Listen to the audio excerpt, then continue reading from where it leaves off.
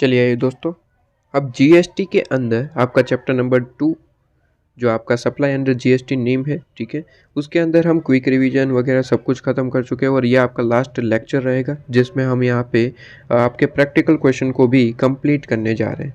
पूरी के पूरे मैंने एक प्लेलिस्ट की लिंक बना रखी है जो कि आपको डिस्क्रिप्शन में मिल जाएगी। प्लेलिस्ट में आप जाके हर एक वीडियो को लाइन में आप देख सकते हैं, ठीक है। मैंने अरेंज करके दे रखा है तो उस अरेंजमेंट के हिसाब से आप जो है सारे वीडियोस को देख पाएंगे। अब यहाँ पे हमारे 2 ही क्वेश्चन बाकी रहते हैं हमारे इस लेक्चर के अंदर, 13 और 14, ठीक है। उसको हम कंप्लीट करते हैं और हम यहाँ पे क्या कह देंगे, हमारा ये चैप्टर कंप्लीट हो जाएगा, ठीक है। चलिए, तो कहता है Gagan engineering private limited, question number 13 ये कहता है, क्वेश्चन नंबर 13 कहता है कि गगन इंजीनियरिंग प्राइवेट लिमिटेड करके कोई कंपनी है, रजिस्टर है हरियाणा में। ओबियसली कंपनी कहता है प्राइवेट लिमिटेड है तो रजिस्टर ही होगी। तो कहता है कि रजिस्टर है हरियाणा में, हाइलाइटर कहाँ गया, ये रहा। तो हरियाणा में ये रजिस्टर है, ठीक है। Is engage in providing maintenance and repair service for heavy steel machinery, ठीक है। कहता है for carry out the repair work Gagan private limited sent it container truck equipment with item like repair equipment है, consumable tools वगैरह चीज़ें हैं, ठीक है। तो ये सारी चीज़ें जो है हम यहाँ पे क्या करते हैं, उसे सेंड करते हैं फ्रॉम हरियाणा, हम हरियाणा में है, वहाँ से सेंड करते हैं workshop to its own repair centre. हमारा एक ओन रिपेयर सेंटर है, ठीक है। वहाँ पे ये कहाँ रिपेयर सेंटर है, कहता है कि ये रिपेयर सेंटर रजिस्टर है, ठीक है।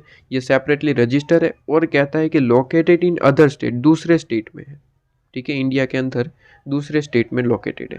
तो ये क्या कहना चाहता है, इसका अगर डायग्राम बनाए तो देखिए, यहाँ पे कहता है कि गगन प्राइवेट लिमिटेड है जी, ठीक है। गगन प्राइवेट लिमिटेड है, ये क्या करता है सर, यहाँ पे आपका बिजनेस वगैरह उनका चलता है, रिपेयर वगैरह का बिजनेस है इनका एक सेंटर है, रिपेयर सेंटर, ठीक है। रिपेयर सेंटर है कोई अदर स्टेट में, तो हम यहाँ पे सिंपली मैं कर देता हूँ आरसी, रिपेयर सेंटर, ठीक है। रिपेयर सेंटर है आपके पास, ओके। तो गगन लिमिटेड सेपरेटली रजिस्टर है और यहाँ पे ये जिस भी स्टेट में है वहाँ पे रजिस्टर है, इसने क्लियरली लिख रखा है। मतलब कि दोनों एक दूसरे से डिफरेंट है, ये माना जाएगा जीएसटी लॉ के अंदर। कहता है कि ये सेपरेटली रजिस्टर, ये सेपरेटली रजिस्टर, लेकिन ये दोनों इंटर रिलेटेड है, इसलिए हम इसको क्या कहते हैं सर, याद करिए इसका कॉन्सेप्ट क्या रहता है, इसको हम कहते हैं डिस्टिंक्ट पर्सन, ठीक है। ये क्या है सर, डिस्टिंक्ट पर्सन है, ठीक है, ये डिस्टिंक्ट पर्सन है। अब ये कहता है कि गगन प्राइवेट लिमिटेड क्या करता है कि कुछ इक्विपमेंट वगैरह होते हैं तो वो यहाँ पे सेंड कर रहा है आरसी लिमिटेड को, मतलब कि ट्रांसफ़र हो रहा है और बिजनेस पर्पज़ है, ट्रांसफ़र हो रहा है, ठीक है। ट्रांजेक्शन हो रहा है यहाँ पे, यहाँ से लेके यहाँ तक आपका क्या जा रहा है सर, कंज्यूमेबल गुड्स वगैरह हम ट्रांसफ़र कर रहे हैं और प्लस बिजनेस पर्पज़ भी है, राइट, बिजनेस पर्पज़ है, ओके। इसके बाद कहता है कि डिस्कस करिए leviability of GST inter state movement. ये इंटर स्टेट हो रहा है, एक स्टेट से दूसरे स्टेट में जा रहा है, दोनों डिस्टिंक्ट पर्सन है, ट्रांजेक्शन हो रहा है, बिजनेस पर्पज़ है, सब कुछ यहाँ पे फुलफिल हो रहा है। कहता है कि मूवमेंट ऑफ ट्रक, ठीक है। कहता है कि inter state movement of truck के बारे में आपको बताना है कि इन पे किस तरीके का जीएसटी लाइबिलिटी आएगा। अब देखिए, डिस्टिंक्ट पर्सन के बीच में यहाँ पे ट्रांजैक्शन होता है तो उसे हम सप्लाई मान लेते हैं, ऐसा मैंने चार्ट में लिखवाया है। अगर हम देखें शेड्यूल 1 में ही एक्टिविटी आती थी, एक्टिविटी नंबर 2 मैंने आपको बताया था, मैंने एग्जांपल भी दिया था कि सर दिल्ली के अंदर कोई रजिस्टर पर्सन है, ठीक है, और वेस्ट बंगाल के अंदर हमारा ही कोई सेंटर वगैरह है रजिस्टर पर्सन, और अगर ये दोनों रिलेटेड है तो हम क्या मानेंगे सर, डिस्टिंक्ट पर्सन मान लेंगे। अगर डिस्टिंक्ट पर्सन कोई भी चीज़ को ट्रांसफ़र करता है दूसरी जगह, ठीक है, बिजनेस पर्पज़ होना चाहिए। हमने क्या कहा था सर, बिजनेस पर्पज़ आपका होना चाहिए, बिजनेस पर्पज़ की वजह से आप उसे ट्रांसफ़र करते हैं, चाहे वहाँ पे कंसिडरेशन है नहीं, फ़र्क नहीं पड़ता, उसे हम क्या मान लेंगे सर, सप्लाई। अगर यहाँ पे हम देखें, हम यहाँ पे देखें तो यहाँ पे भी क्या हो रहा है, कहाँ गया हमारा, ये रहा, यहाँ पे भी हमारा क्या हो रहा है, यहाँ पे भी हम गुड्स को सेंड कर रहे हैं, ठीक है, गुड्स को भेज रहे हैं। गगन लिमिटेड गुड्स, गगन लिमिटेड के लिए गुड्स क्या हो गया सर, वही अपना जो कंज्यूमेबल, ठीक है, क्या क्या चीज़ें हमारे लिए गुड्स, इक्विपमेंट है, कंज्यूमेबल है, टूल्स है, ठीक है, ये हमारे लिए क्या होगा सर, गुड्स। तो गुड्स को यहाँ पे सेंड किया जा रहा है, गुड्स, ठीक है। तो इस गुड्स पे सप्लाई मान लिया जाएगा और इस पे जीएसटी चार्ज किया जाएगा। ठीक है, इस पे जीएसटी चार्ज किया जाएगा। ये गुड्स अगर ये सप्लाई हो रहे तो हमें यहाँ पे देखिए कंडीशन फुलफिल हो रही है। ट्रांजेक्शन है, answer is yes. Distinct person है, आंसर इज यस। क्या बिजनेस पर्पज है, आंसर इज यस। तो इस पे गुड्स पे क्या होगा सर, इस गुड्स पे जीएसटी चार्ज किया जाएगा। तो treated as supply, goods treated as supply, ठीक है। लेकिन सर अब लेकिन वाली क्या बात है, लेकिन वाली एक बात है सर, यहाँ पे क्वेश्चन में अगर हम ध्यान से देखें तो कहता है कि आपको यहाँ पे जीएसटी लाइबिलिटी दिखानी है, लेकिन किस चीज़ की सर, ये कहता है ट्रक की। अब दिक्कत वाली बात हो गई सर, दिक्कत वाली बात क्या हो गई, दिक्कत वाली बात ये हो जाती है यहाँ पे, दिक्कत वाली बात ये हो जाती है कि ये जीएसटी किसके बारे में पूछ रहा है सर, ट्रक के बारे में। और दिक्कत वाली बात यहाँ पे ये है कि जो ट्रक है वो हमारी गुड्स की कैटेगरी में तो नहीं आता, क्योंकि ट्रक हमारा गुड्स नहीं है। गुड्स हमारे क्या क्या चीज़ है सर, गुड्स तो हमारे ये चीज़ है, रिपेयर इक्विपमेंट है, ठीक है, टूल्स वगैरह है, ये हमारे गुड्स है। ये क्या है सर, ये हमारे गुड्स है, ठीक है, ये हमारे गुड्स है। तो कहीं ना कहीं ट्रक के बारे में पूछ रहा है, तो ट्रक तो हमारा गुड्स है ही नहीं। और अगर ट्रक हमारा गुड्स है ही नहीं, ठीक है, ट्रक हमारा गुड्स, एक मिनट ज़रा, ट्रक अगर हमारा गुड्स नहीं है तो फिर इस पे कैसा जीएसटी, ठीक है। क्योंकि देखिए कंडीशन क्या कहता है कि डिस्टिंक्ट पर्सन होना चाहिए, डिस्टिंक्ट पर्सन है, ठीक है, ट्रांजैक्शन होना चाहिए, ट्रांजैक्शन हो रहा है, ठीक है, कंसिडरेशन है या फिर नहीं उससे तो कोई फर्क नहीं पड़ता, क्योंकि शेड्यूल 1 वही कहता है। इसके बाद कहता है बिजनेस पर्पज होना चाहिए, बिजनेस पर्पज भी है, ठीक है। गुड्स को ट्रांसफर करना चाहिए, गुड्स को हम ट्रांसफर भी कर रहे हैं। गुड्स हमारे कौन से ट्रांसफर हो रहे हैं सर, ये कंज्यूमेबल वगैरह ट्रांसफर हो रहे हैं, ठीक है, ये चीज़ें हमारी ट्रांसफ़र हो रही है, कोई दिक्कत नहीं। लेकिन दिक्कत वाली बात ये है कि ये गुड्स के बारे में ना पूछते हुए ये पूछ रहा है ट्रक के बारे में बताओ। अब ट्रक तो हमारा कोई गुड्स नहीं है, ट्रक तो हम यूज़ करते हैं गुड्स को ट्रांसफ़र करने के लिए। मतलब कि ट्रक हमारा कोई गुड्स नहीं है। गुड्स हम किसे कहते हैं कि हमारा जो बिज़नेस होता है, हमारा ट्रक का बिज़नेस नहीं है, हमारे रिपेयरिंग का बिज़नेस है, ठीक है। तो ट्रक हमारा गुड्स नहीं है, ये तो हम यूज़ करते हैं ताकि हमारे गुड्स को ट्रांसफ़र कर पाए। तो अगर ट्रक के बारे में पूछ रहा है तो ट्रक तो हमारा गुड्स है ही नहीं।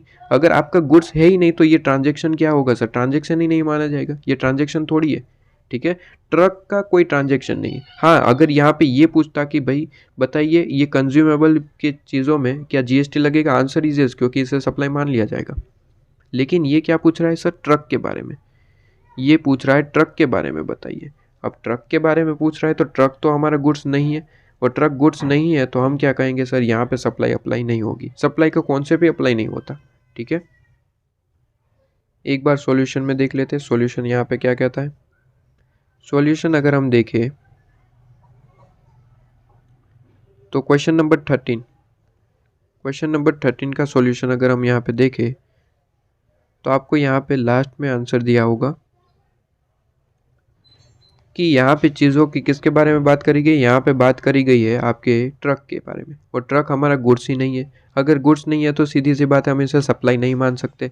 और सप्लाई नहीं है मतलब कि हम वर्ड क्या लिखेंगे कि नाइदर सप्लाई एज गुड्स और ना ही सर्विस, ठीक है। हम यहाँ पे क्या ही चीज़ माने, ये सप्लाई आपके ना ही गुड्स है और ना ही सर्विस है, ठीक है, क्योंकि ये मूवमेंट ऑफ ट्रक के बारे में पूछ रहा है, ठीक है। तो ये आपका आंसर, ओके। इसके बाद यहाँ पे अगर बात करें, इसके बाद हम यहाँ पे बात करें क्वेश्चन नंबर 14, इस चैप्टर का लास्ट क्वेश्चन कहता है कि एस यहाँ पे करके कोई कंपनी है, कहता है wish to start supply of alcoholic liquor.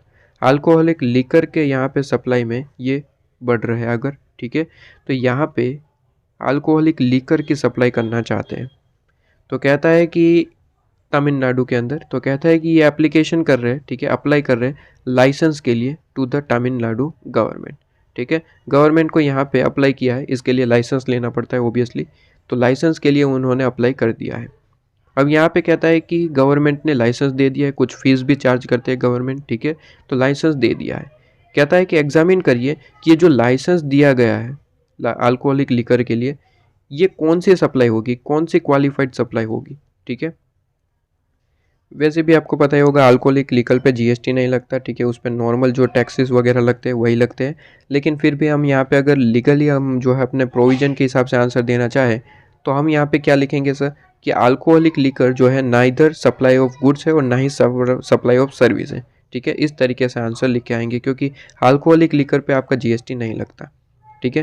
तो इसका एक बार सॉल्यूशन हम पढ़ेंगे, तो यहाँ पे देखिए सॉल्यूशन,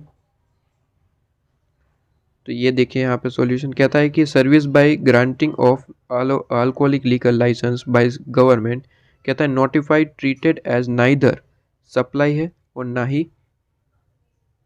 ही ये सप्लाई ऑफ गुड्स है और ना ही सप्लाई ऑफ सर्विस है। ठीक है, तो यहाँ पे कहता है कि कंसिडरेशन तो हालांकि चार्ज किया जाएगा फीस के रूप में, लेकिन फिर भी इसे क्या कहा गया है सर, फिर भी इसे कहा गया है कि ये सप्लाई जो है गुड्स का भी नहीं है और सर्विस का भी नहीं है। ठीक है, तो इस पे जीएसटी नहीं, इस पे नॉर्मल जो है बहुत सारे टैक्सेस लगाए जाते हैं। ठीक है, तो इस तरीके से आप इसका आंसर दे के आएंगे। Question number 14 complete. इसके बाद तो कोई क्वेश्चन नहीं बचते, आपका ये पूरे का पूरा चैप्टर जो है सप्लाई अंडर जीएसटी कंप्लीट हो जाता है। ठीक है, इस तरीके से हम कह सकते हैं। तो पूरे का पूरा चैप्टर नंबर 2 कंप्लीट हो जाता है विथ क्वेश्चन। ठीक है, इसके बाद हम question number chapter number 3 start करेंगे। अच्छा, आपके न्यू बुक के अंदर आपको यहाँ पे कुछ पजल्स वगैरह दे रखे हैं। ठीक है, पजल्स वगैरह को भी आप यहाँ पे सॉल्व करिए। बेसिकली पजल्स को यहाँ पे इस चीज़ को सॉल्व नहीं करना है आपको। ठीक है, ऐसा एग्जाम में नहीं आता, लेकिन ये जो चीज़ आपको गिवन है यहाँ पे, ये एमसीक्यूज में आ सकते हैं। तो एक बार इसे डायरेक्टली आप रीड करके छोड़ दीजिए। ठीक है, इसे आप डायरेक्टली रीड कर सकते हैं, इसको मैं आपको डायरेक्टली एक करवा दूंगा। ठीक है, साथ साथ नेक्स्ट लेक्चर के अंदर।